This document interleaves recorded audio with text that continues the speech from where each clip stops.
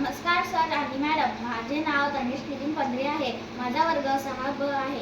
आज मी पर्यटक स्थळ विषयावर बोलणार आहोत. माझा विषय नागझिरा अभयारण्य आहे. भंडारा आणि गोंदिया मधोमध असलेले तलावाचे जिल्हा म्हणून प्रसिद्ध असणारे नागझिरा अभयारण्य 152 ते 810 चौरस किमी परिसरात वसलेले आहे. या अभयारण्याची घोषणा 30 जून 1970 साली करण्यात आली. यात जवळपास 200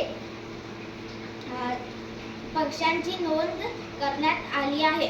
शिवाय धान्या वाघा, बेबडा, रानकुत्र, लांडगा, अस्वल, रानगवा, रानडुक्कर, नीलगाय, चितूड, हाडू, गरुड, साप, नवरंग, कोतावाल अशा अनेक प्राण्या आणि पक्ष्यांचा निवास इथे आहे. नागझिरा अभयारण्यात जाण्यासाठी पिटेझारी आणि चौखमारी असे 2 गेट आहेत. अभयारण्यात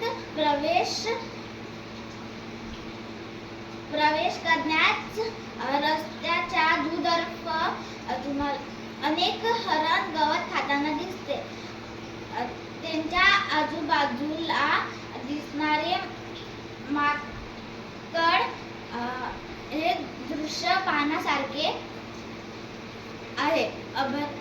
अभयारण्यात गवत मुबलक प्रमाणात उपलब्ध असल्यामुळे नीलगाय तसेच संभार, हे गवा या सारखे शेकडो प्राणी येथे आढळतात. नागझिरा हे महाराष्ट्रातील जुने आणि भारतातील एक उत्कृष्ट अभयारण्य आहे.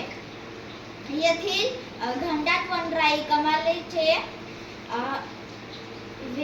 वैविध्य आपल्याला बघायला मिळते.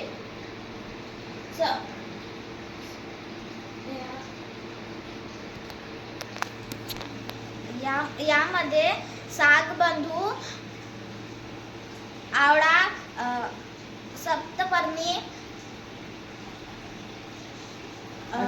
विविध प्रकारचे वनस्पती आढळतात आपल्याला बघू शकतो. ताडोबानंतर नागझिरात वाघाचे दर्शन होऊ लागल्याने पर्यटक इथे जास्त प्रमाणात येऊ लागले.